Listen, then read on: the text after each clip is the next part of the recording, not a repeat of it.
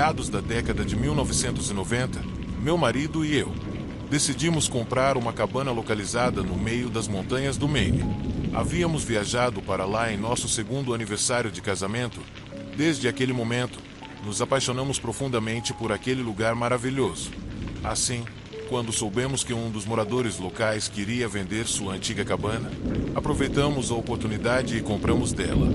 Desde então, a cabana se tornou o nosso pequeno refúgio, sempre que queríamos escapar da correria da cidade e do estresse do trabalho. Meu marido e eu viajávamos pelo menos uma vez por ano para o Maine para passar um tempo na nossa cabana.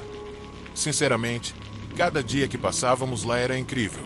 Stuart e eu nunca tivemos filhos, embora tentássemos de várias formas, mas simplesmente não foi possível. Assim, sempre éramos apenas ele e eu. No entanto, há 10 anos, Stuart adoeceu com câncer. Era um câncer pancreático muito agressivo, mas ele lutou até o último momento.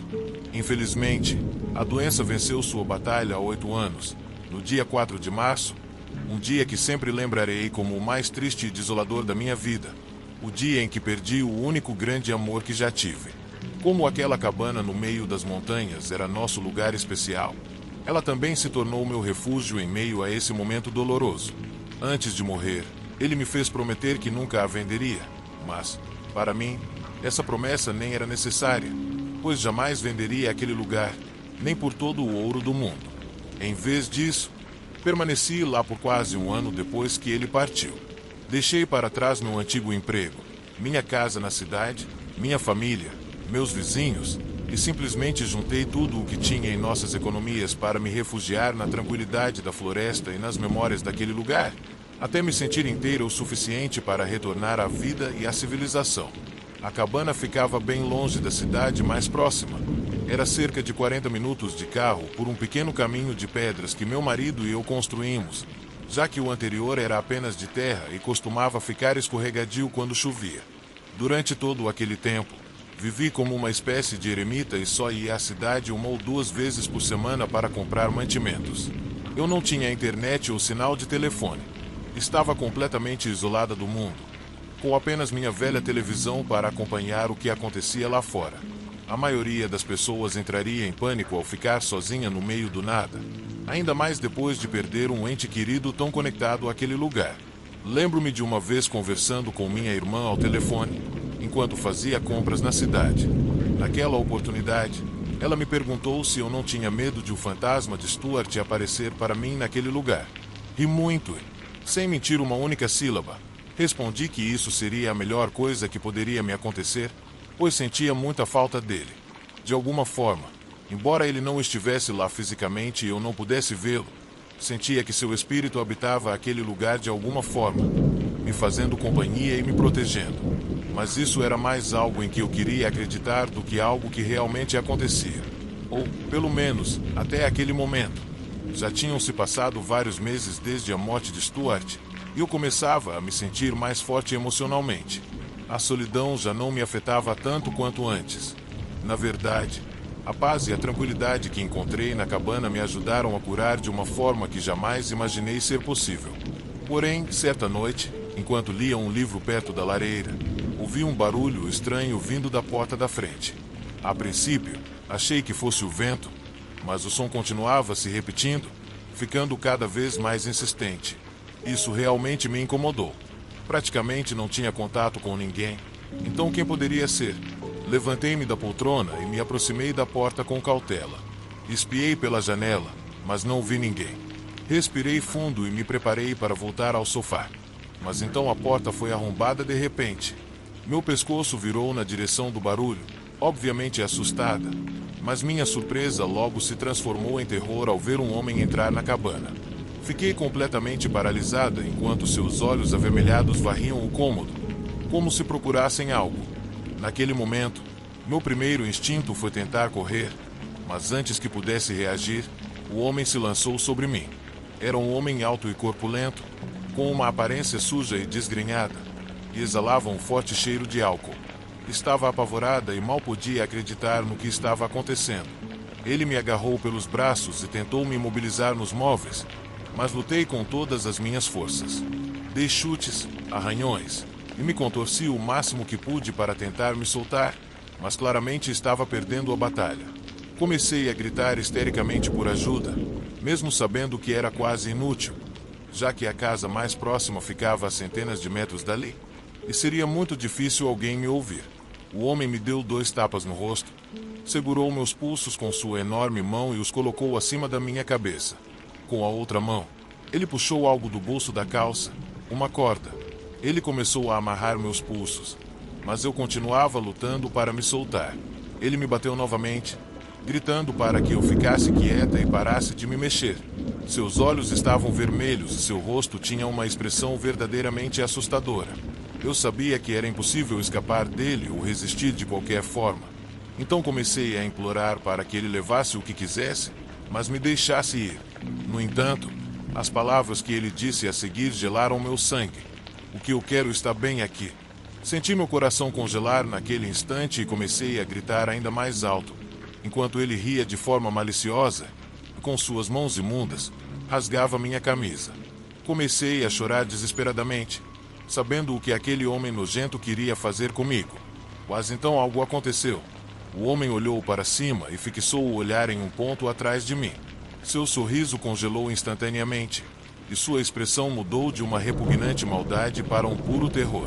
O homem ficou imóvel por alguns momentos, e eu tentei virar o pescoço para ver o que o tinha assustado tanto. Mas, com ele sobre mim e minhas mãos presas no sofá, não consegui olhar. Foi então que ele começou a gritar de pavor. Mas seus gritos eram algo assustador, como se tivesse acabado de ver a coisa mais aterrorizante do mundo. Sem mais delongas, ele simplesmente saiu de cima de mim e correu para fora da cabana, gritando como um louco. Eu estava tão em choque que não entendia nada. Assim que ele saiu, corri para a porta e tentei fechá-la, mas a tranca estava quebrada devido ao chute que ele tinha dado para abri-la. Olhei na direção em que ele tinha fixado os olhos, tentando entender o que havia ali, mas não vi nada. Nada. No entanto, eu não tinha tempo a perder procurando explicações. Corri para o meu quarto, peguei o pequeno revólver de Stuart, que eu sempre guardava na mesa de cabeceira, vesti uma camisa nova e saí com a arma em mãos. Entrei na caminhonete e fui direto para a cidade avisar o xerife. Naquela mesma noite, 2 policiais patrulharam a área em busca do homem, mas não o encontraram. Um dos oficiais ficou na minha casa durante toda a noite para me proteger, caso ele voltasse, mas ele não voltou. Não foi até 3 dias depois que soube quem ele era e o que tinha acontecido com ele depois de fugir da minha cabana. Esse homem era um estranho que aparentemente estava na cidade há vários dias. Era um bêbado, com diversas passagens pela polícia por assédio sexual e algumas contravenções relacionadas a brigas de bar. Mas ele nunca mais causaria problemas a ninguém, pois seu corpo foi encontrado boiando no lago 3 dias após o incidente. Ele estava com as mesmas roupas da noite em que me atacou, e a autópsia revelou que ele havia se afogado e estava morto havia pelo menos 72 horas.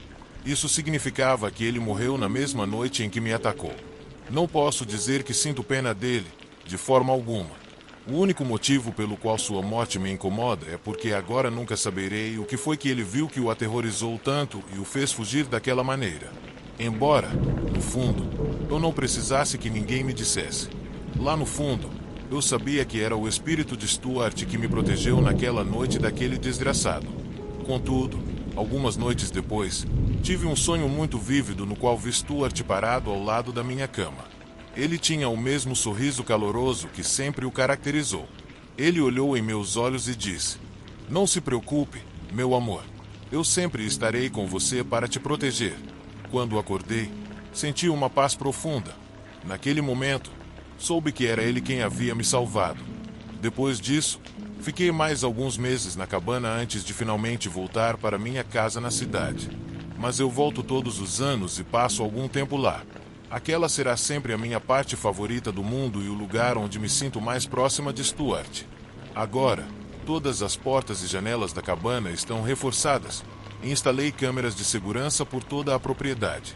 Embora eu saiba que o amor de Stuart ainda é meu maior guardião.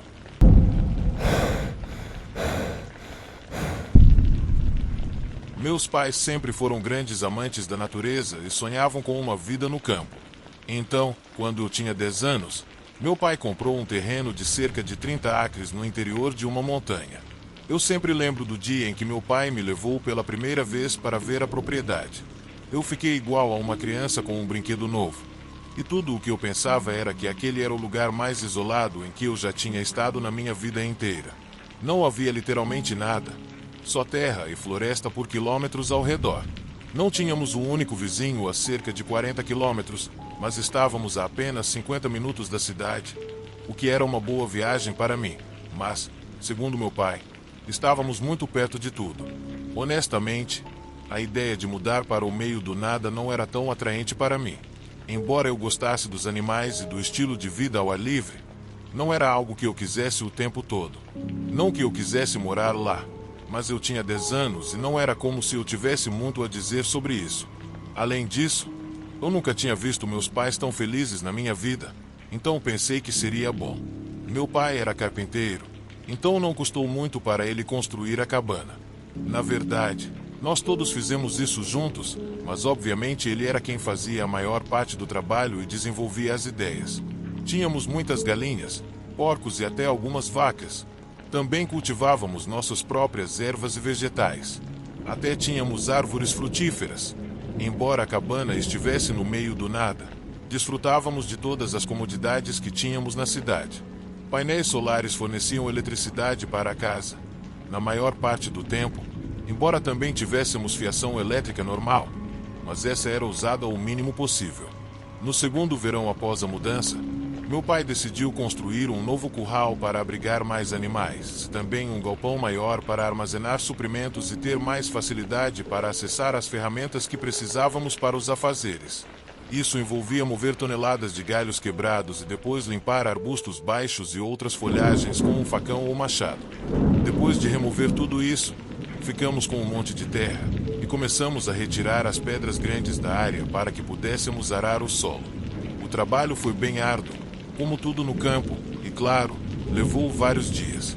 Após fazer a remoção da terra, meu pai me mandou um pouco mais fundo na floresta para cortar alguns troncos para começar a fazer as fundações de madeira.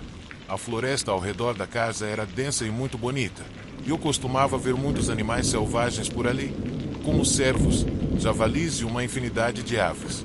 Então não era raro olhar para cima e ver algum animal se movendo entre os galhos. No entanto, naquele dia, algo chamou mais minha atenção do que o normal. Eu achei que vi um movimento estranho entre alguns arbustos à frente. Olhei rapidamente e não dei muita importância. Pensei que fosse algum animal passando por ali. Mas, algumas horas depois, ouvi um som que não era exatamente de um animal. Parecia uma tosse abafada, como quando você sente que vai tossir, mas tenta segurar. Isso, é claro, chamou minha atenção na hora. E eu fixei os olhos no lugar de onde o som vinha. Estava um pouco longe, então não consegui distinguir direito, mas dei alguns passos em direção ao local. Foi quando a vegetação começou a se mover novamente, como se o que quer que estivesse ali estivesse se afastando, e logo se perdeu na folhagem. Isso me deixou um pouco inquieto, mas não pensei muito sobre isso. Achei que estava confundindo com algum animal.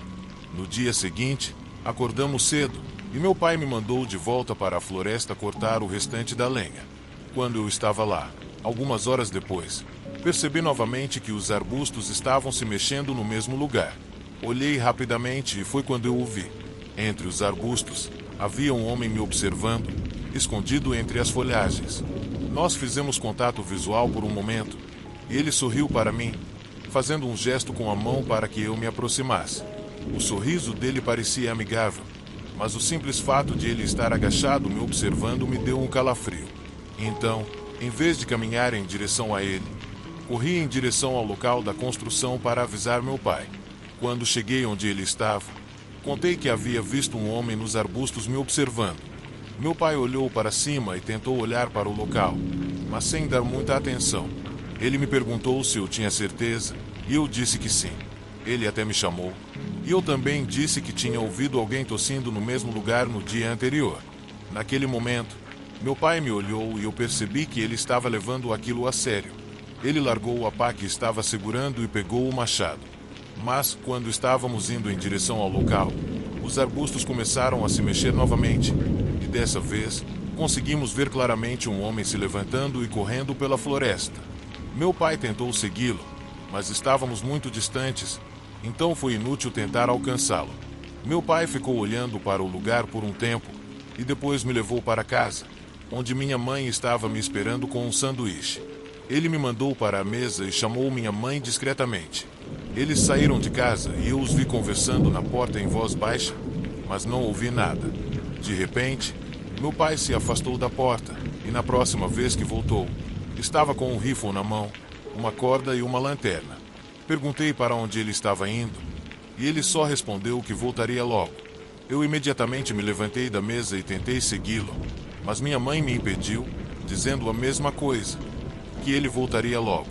Porém, eu sabia que isso tinha a ver com o homem que vi mais cedo. Ajudava minha mãe com alguns afazeres pela casa. Mas, depois de 2 horas, e meu pai ainda não ter voltado, comecei a ficar preocupado. Olhei para minha mãe e percebi que ela também parecia preocupada. Porém, cerca de 20 minutos depois, já começando a escurecer, ouvimos a porta da frente se abrir com força. Felizmente, era meu pai, mas ele não parecia bem. Ele entrou em casa com o rosto pálido, respirando com dificuldade e as mãos tremendo. Não disse nada, apenas trancou a porta e depois fez o mesmo com as janelas e as outras portas. Minha mãe e eu ficamos muito surpresas. Não sabíamos o que estava acontecendo, mas parecia ser algo sério, pois meu pai estava daquele jeito. Minha mãe perguntou algumas vezes o que havia acontecido, mas ele só começou a pedir seu celular e disse para ela ligar para a polícia. Nós, agora, estávamos oficialmente apavorados. O que teria acontecido na floresta para meu pai estar daquele jeito e querer chamar a polícia? Minha mãe pegou o telefone, mas antes de levá-lo perto dele, ela disse, sério, que queria saber o que aconteceu. Ele me olhou, depois olhou para minha mãe, que estava atrás dela. Então, pediu para que eu fosse para a sala por um momento, mas me recusei. Eu tinha 12 anos e já era grande o suficiente para ouvir o que ele tinha a dizer. Eu precisava saber o que aconteceu também. E então, de forma firme, avisei a ele.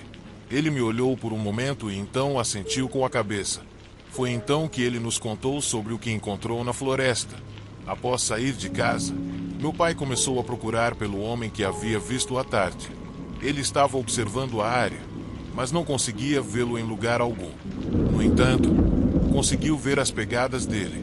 Quando percebeu que estava começando a escurecer, decidiu voltar para casa, mas não voltou pelo mesmo caminho, e sim por outro, e foi então, quando tentou atravessar os arbustos, que ele tropeçou em algo e caiu no chão. Quando se levantou e olhou para o que havia tropeçado, ficou completamente chocado. Não era uma coisa, mas uma pessoa. Era o corpo de uma garota de uns 12 ou 13 anos, descalça, sem roupa, com os olhos abertos e uma horrível marca roxa no pescoço. Mas não foi só isso. Alguns metros adiante, também escondido entre os arbustos, ele viu um par de pernas saindo da folhagem. Quando se aproximou, ainda em choque pelo que tinha acabado de ver, encontrou outro corpo. Mas este era o de um menino, mais ou menos da mesma idade da garota que ele havia visto momentos antes. Ele obviamente entrou em pânico e correu para a casa. De acordo com meu pai, pelo estado dos corpos, a garota devia estar morta há vários dias. Mas o corpo do menino parecia estar fresco. Enquanto meu pai nos contava essa história da floresta, eu senti uma dor aguda no estômago e quase vomitei, enquanto minha mãe começou a tremer e chorar. Acho que todos pensaram a mesma coisa naquele instante. Eu seria a próxima vítima. Meu pai nos olhou por um momento e pediu para não se preocupar, já que a polícia estava a caminho. Ele perguntou à minha mãe se ela queria esperar no quarto com a lanterna, caso houvesse mais algo escondido nas florestas. Isso me deixou com uma sensação horrível. No entanto, com a polícia finalmente chegando e começando a investigar a área, as coisas começaram a se acalmar um pouco. Apesar disso, depois daquele dia, meu pai nunca mais tocou na propriedade, e nos mudamos definitivamente para a cidade pouco depois.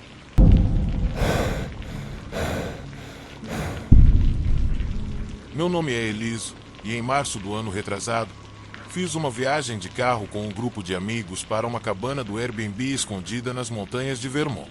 Essa é uma tradição que mantemos anualmente desde a época da faculdade. Reservamos pelo menos um fim de semana para nos afastar da rotina, estar em contato com a natureza e aproveitar o tempo juntos. Para mim, é quase um ritual catártico. Então nunca perco esse encontro anual com meus amigos. Quando chegamos ao local, fiquei sem palavras ao contemplar a beleza da paisagem. Chegamos a um vilarejo pequeno, com não mais de 10 casas dispostas em semicírculo ao redor de um tipo de pátio comum. Estacionamos ali e fomos até a casa do anfitrião para pegar as chaves da cabana, que ficava a cerca de 35 minutos de carro por uma estrada de terra que adentrava a floresta. A reserva foi feita pelo Eric, um dos meus amigos que geralmente se encarrega de nos surpreender com algo fantástico. A expectativa era alta e, ao chegarmos, soubemos que não ficaríamos desapontados. A cabana era linda e muito maior do que imaginávamos. Tinha 2 andares. No superior, um grande terraço. O mais impressionante, segundo o nosso anfitrião, era que ela havia sido construída há mais de 100 anos. Algo realmente incrível, considerando o bom estado de conservação. A primeira coisa que me veio à mente foi a quantidade de história que aquelas paredes deviam guardar. Enquanto pensava nisso, Mark me cutucou no braço para começarmos a descarregar as coisas das vans. No entanto, desde o momento em que chegamos à cabana, coisas estranhas começaram a acontecer. Enquanto nos instalávamos, ouvimos passos vindos de áreas da casa onde ninguém tinha entrado ainda, portas se abrindo e fechando sozinhas, ruídos de coisas sendo arrastadas, a madeira rangendo, entre outros sons. Tentamos não pensar muito nisso, assumindo que fosse o vento ou correntes de ar. Afinal, a casa era antiga e, embora bem conservada, provavelmente tinha seus defeitos ocultos. Mais tarde, naquela noite, estávamos todos no terraço, fumando e bebendo como um grupo de adolescentes em um acampamento escolar. Mas, na realidade, éramos um grupo de amigos de meia-idade, casados, que haviam deixado os filhos em casa para aproveitar um merecido descanso após muito trabalho.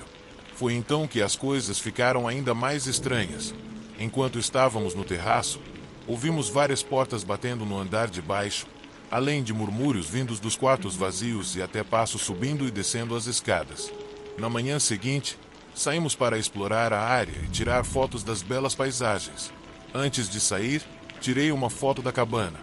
Não dei muita atenção à imagem naquele momento, pois meus amigos estavam me chamando para começar a caminhada. Depois de algumas horas de caminhada, decidimos nos refrescar em um pequeno rio próximo. Nos divertimos muito, mas em determinado momento, Christian, um dos meus amigos, saiu da água para ir à floresta. Brincamos muito com ele, já que era comum ele ter problemas com o intestino durante nossas viagens anuais. No entanto, quando 25 minutos se passaram e ele não voltou, começamos a ficar preocupados. Eric e eu decidimos procurá-lo. Não importa o quanto gritássemos, ele não respondia. Finalmente, o encontramos desmaiado no chão da floresta. Quando ele recobrou a consciência, parecia aterrorizado e perguntou pelo lenhador. Ele nos contou que, quando estava voltando, ouviu uma voz masculina chamando seu nome. Ao se virar, encontrou-se com um homem de cerca de 60 anos, usando uma camisa xadrez, bigode e cabelos brancos, segurando um machado. Antes que pudesse fazer qualquer coisa, o homem ergueu o machado e o acertou na cabeça. À noite, enquanto mostrávamos as fotos que havíamos tirado, nos deparamos com a imagem da cabana que tirei pela manhã. Em uma das janelas superiores, havia uma figura, um homem idoso, de cabelos brancos e camisa xadrez, segurando algo que parecia um machado.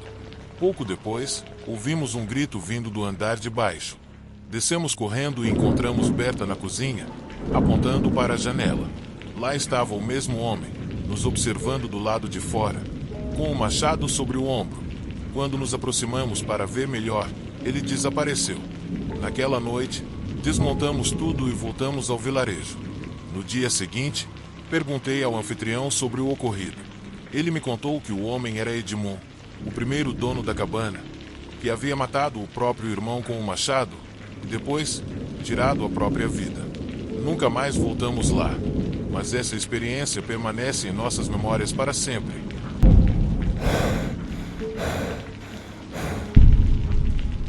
Quando eu tinha 19 anos, Estava de férias da faculdade e decidi passar esse tempo na casa dos meus pais, em uma cidade pequena localizada ao pé de uma montanha. Eu estava lá há várias semanas. Na época, meus pais foram à cidade visitar meu irmão, mas eu estava em um momento de angústia em que só queria ficar sozinho. E a casa deles, no meio do nada, era perfeita para isso. Na noite anterior, passei sozinho no meu quarto, bebendo vinho e assistindo a filmes deprimentes. Estava começando o que viria a se tornar uma longa carreira de bebedeiras e passei a noite toda bebendo. Então, quando me pediram para ir com eles, eu me sentia tão mal que tudo o que eu queria era deitar e ficar sozinho. Definitivamente, não estava com ânimo para ficar com minha família por 72 horas seguidas, então inventei uma desculpa e eles me deixaram para trás. Foi estranho. Um fim de semana em casa, ao invés de festas e baladas com amigos, a primeira coisa que me veio à mente foi cortar todo o meu cabelo. Isso foi por volta da época em que a Britney Spears raspou a cabeça, e isso estava em todas as emissoras de notícia nos Estados Unidos. Eu pensei, silenciosamente, que era meio rude ir contra o que todo mundo pensava de você, especialmente quando estava me preparando para voltar à faculdade, como era o meu caso. Cortar o cabelo parecia ser a rota mais rápida e conveniente de rebeldia para mim. Depois do corte improvisado, fui para o banheiro tomar uma tarde de mini spa, com máscaras e hidratantes. Até liguei o chuveiro, deixando tudo embaçado. Depois de uma hora de relaxamento no banheiro e limpando todo o meu cabelo, saí para o corredor, nua, como no dia em que nasci. Andar pela casa sem roupas é um passatempo premiado para muitas pessoas que adoram ficar em casa. Eu não era exceção.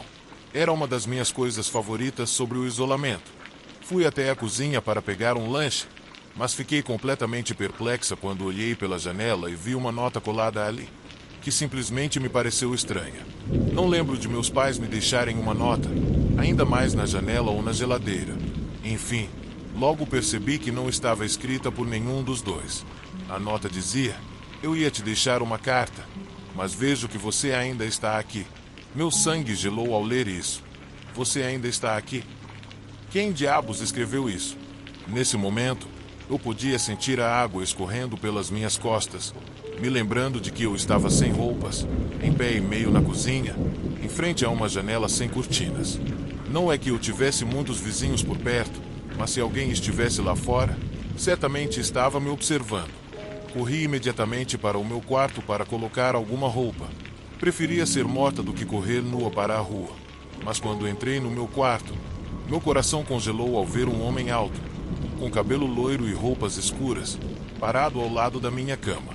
E no momento em que ele me viu entrar, um sorriso se espalhou por seu rosto de orelha a orelha. E foi a coisa mais assustadora que eu já vi na vida. Tudo o que eu consegui fazer foi gritar socorro.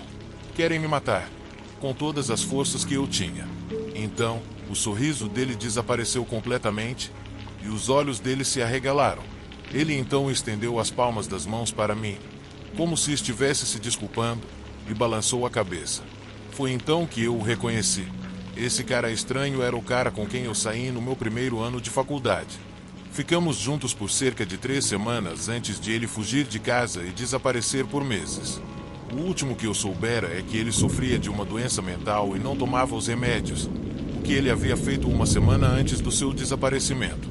Depois disso, eu me mudei para outra cidade para a faculdade e não soube mais nada dele até vários meses depois, quando me disseram que seus pais o encontraram morando entre os sem-teto, numa estação de trem. Obviamente, isso não era o melhor histórico de referência sobre ele, mas agora ele estava ali e apenas ficava parado sorrindo no meu quarto, me olhando enquanto eu ainda estava paralisada como uma estátua. Ele pegou minhas roupas da cama e as me entregou. Depois disso, comecei a me vestir na situação mais estranha que você possa imaginar. Ele nem sequer agiu como se eu estivesse fazendo algo errado, o que era assustador, mas também confortável, porque a atitude dele era como a de uma criança ou algo assim. Ele me fez sentar na cama depois de me vestir, e tudo o que fez foi passar a mão na minha cabeça peluda e rir disso. Ele não fez nada estranho ou violento, não me ameaçou nem me machucou. Ele não fez nada além de invadir minha casa. Ele ouviu que eu estava indo embora e queria me ver antes de eu partir. Foi o que ele me disse. Ele falou que havia pensado muito sobre o passado e que aquele primeiro ano na faculdade tinha sido o seu favorito. Não ficamos juntos por muito tempo, mas eu guardei uma lembrança especial dele, porque agora que eu penso nisso, ele sempre foi muito gentil e doce comigo. Mas depois do que me contaram, achei que ele simplesmente tinha perdido a cabeça e se tornado um esquisito, mas claramente eu estava sendo preconceituosa. Conversei por algumas horas com ele, sentada na minha cama, e depois ele foi embora. Nunca mais o vi, mas alguns anos depois soube que ele havia sido completamente internado por esquizofrenia. Isso me fez me sentir mal por ele, porque sei que não deve ser fácil lidar com doenças mentais, mas também me perguntei quanto tempo ele ficou na minha casa sem eu saber naquele dia. E pior, será que ele poderia ter me machucado? Honestamente, não faço ideia do que poderia ter acontecido em outras circunstâncias, mas naquele dia, a atitude dele comigo foi bastante doce e gentil, como sempre foi. No entanto, isso não apaga o fato de que foi um momento muito bizarro e assustador.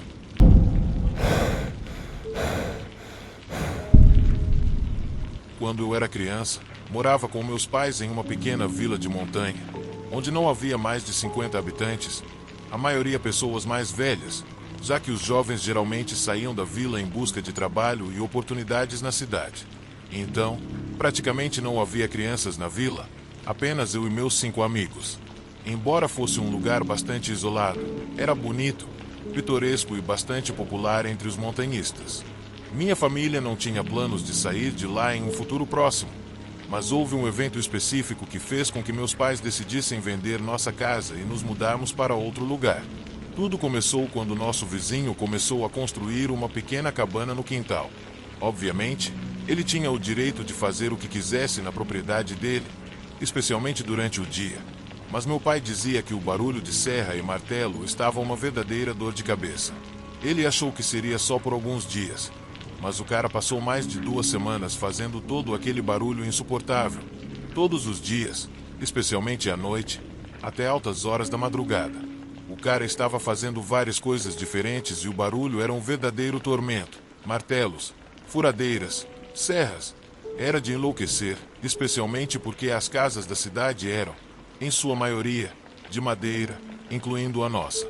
Então, o isolamento acústico não era muito bom e tudo o que o vizinho fazia era ouvido como se estivesse no nosso próprio quintal. Em várias ocasiões, meu pai tentou conversar com ele, pedindo educadamente para que ele tentasse fazer as tarefas durante o dia, mas o cara era um completo idiota. Na última vez, ele disse ao meu pai que aquela era a propriedade dele e ele faria o que quisesse, e se não gostasse, que se mudasse. Dá para imaginar como isso caiu para meu pai. Resumo a situação. Quase chegaram às vias de fato, mas no final minha mãe e eu intercedemos para evitar violência. Por fim, meu pai acabou chamando a polícia, e foi aí que o cara, meio que entrando em si, parou de fazer barulho à noite e passou a trabalhar durante o dia. Uma manhã, no entanto, meu pai viu o homem carregando uma caixa que parecia muito pesada até que, em determinado momento, o peso da caixa foi demais e ela caiu no chão. Quando meu pai viu o que tinha se espalhado por todo o lugar, ficou boquiaberto. Era um monte de correntes, algemas e outros artefatos estranhos, como tiras de couro e objetos pontiagudos. A pilha de coisas estranhas que caiu no chão não foi a única coisa suspeita, mas naquele momento o homem começou a olhar para todos os lados, como se estivesse nervoso, e começou a pegar tudo rapidamente, colocando de volta na caixa. Então, olhou para nossa janela, mas meu pai se agachou para não ser visto. O vizinho pegou a caixa e a levou de volta para a cabana, trancando-a com um grande cadeado. Tudo isso parecia muito estranho. Obviamente, não passou despercebido aos olhos do meu pai, que, a partir daquele dia, começou a prestar mais atenção no que acontecia na casa ao lado. Foi assim que ele percebeu que as coisas que o vizinho estava trazendo para a cabana não pareciam nem um pouco com os objetos normais que se colocam em uma casa. O homem não estava colocando móveis ou utensílios domésticos, mas objetos e artefatos que pareciam ter sido retirados de uma câmara de tortura. Era muito perturbador. Vale notar que, naquele momento, a cabana já estava construída e o homem a visitava com frequência. Mas, por algum motivo, continuávamos ouvindo o som de martelos, serras e objetos sendo batidos naquele lugar. Mas fazia bastante tempo que não o víamos carregando madeira ou material de construção. Eram só aqueles artefatos estranhos, o que nos dava muito o que pensar. No entanto, o assunto chegou ao ponto de ruptura em uma noite, quando, além dos martelos e do som de algum tipo de furadeira, um grito alto foi ouvido vindo de dentro da cabana. Era por volta das 3 horas da manhã.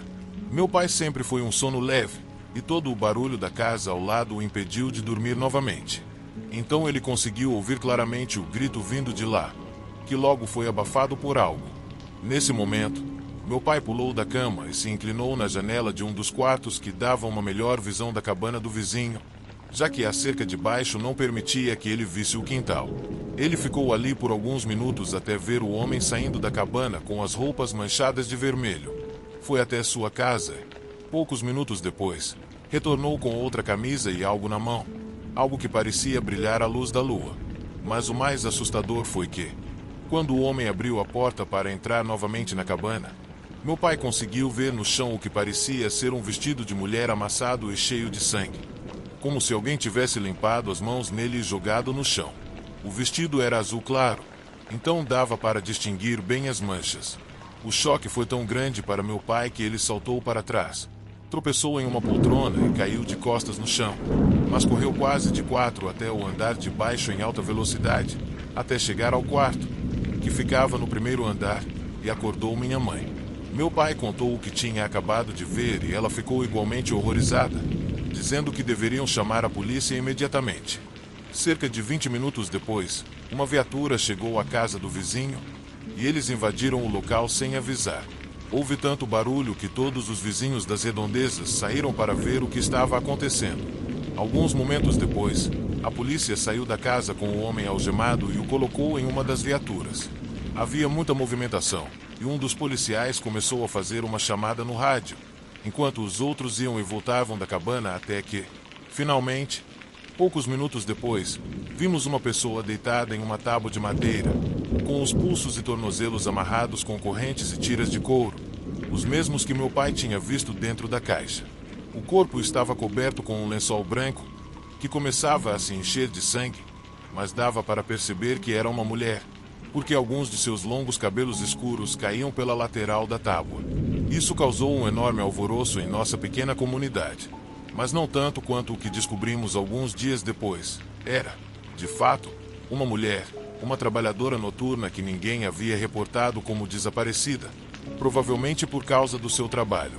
Aparentemente, o vizinho havia contratado seus serviços na noite anterior e depois a sequestrou para a cabana, onde a torturou até a morte. Até hoje, ninguém sabe exatamente o que havia dentro da cabana e como era lá dentro, pois o local foi fechado e demolido pouco tempo depois. O que soubemos da polícia é que o homem havia construído um subsolo no terreno, onde havia uma espécie de câmara de tortura, cheia de todo tipo de artefatos macabros, mas que, felizmente, ele nunca usou com nenhuma outra vítima. Parece que meu pai impediu sua carreira de serial killer logo no começo. Até hoje, Issa é a única vítima cuja morte é atribuída ao nosso antigo vizinho, mas nunca se soube se ele fez o mesmo com outras pessoas em outro lugar. O homem está cumprindo uma sentença de prisão perpétua até hoje, mas tanto meu pai quanto minha mãe decidiram se mudar do lugar. Para meu pai, especialmente, essa experiência foi assustadora e fez com que ele tivesse pesadelos por anos, além de um grande sentimento de culpa, já que ele garante que isso não teria acontecido se tivesse chamado a polícia no exato momento em que viu as coisas que o vizinho estava carregando na caixa. Talvez assim essa garota ainda estivesse viva e toda a atrocidade que aconteceu ali simplesmente não existiria.